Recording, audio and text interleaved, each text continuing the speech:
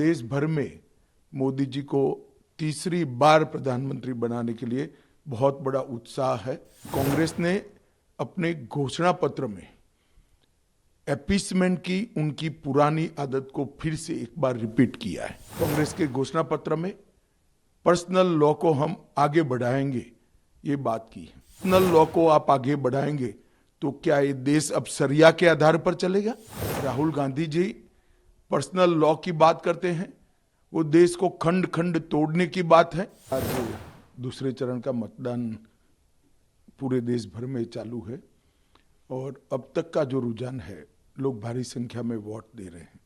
सबसे पहले तो मैं मतदाताओं को अपील करना चाहूँगा कि सुरक्षित देश के लिए, समृद्ध देश के लिए और गरीबों के कल्याण के लिए ऐसी पार्टी चुनिए जो अपने वादों पर खड़ी रहे।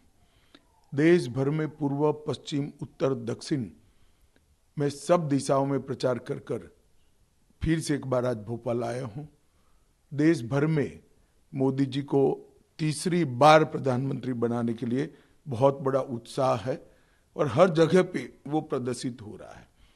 कांग्रेस के घोषणा पत्र आने के बाद भारतीय जनता पार्टी के प्रति लोगों का रुझान और बढ़ा है, क्योंकि कांग्रेस ने अपने घोषणा पत्र में अपीसमेंट की उनकी पुरानी आदत को फिर से एक बार रिपीट किया है। कांग्रेस के घोषणा पत्र में पर्सनल लॉ को हम आगे बढ़ाएंगे, ये बात की है। मैं राहुल गांधी जी को पूछना चाहता हूं, पर्सनल लॉ को आप आगे बढ़ाएंगे तो क्या ये देश अब शरिया के आधार पर चलेगा? किस प्रकार का पंथ निरपेक्ष संविधान आप इस देश में चाहते हैं? हमारा संविधान पंथ निरपेक्ष है।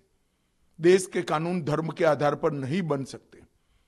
भारतीय जनता पार्टी ने अपने घोषणा पत्र में स्पष्टता के साथ कहा है, हम यूनिफॉर्म सिविल कोड को लाएंगे।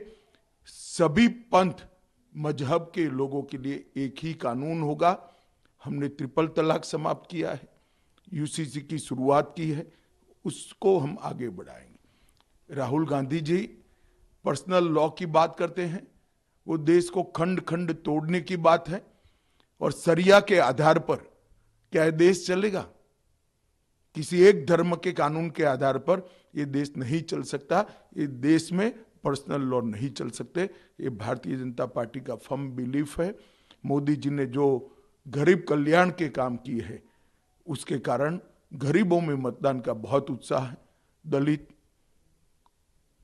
आदिवासी, पिछड़ा समाज और गांव के गरीब, सभी वर्ग के गरीब बहुत उत्साह के साथ मोदी जी के लिए वोटिंग कर रहे हैं और मुझे पूरा भरोसा है कि हम तीसरी बार देश के प्रधानमंत्री के रूप में 1 तारीख के बाद नरेंद्र मोदी को देखेंगे।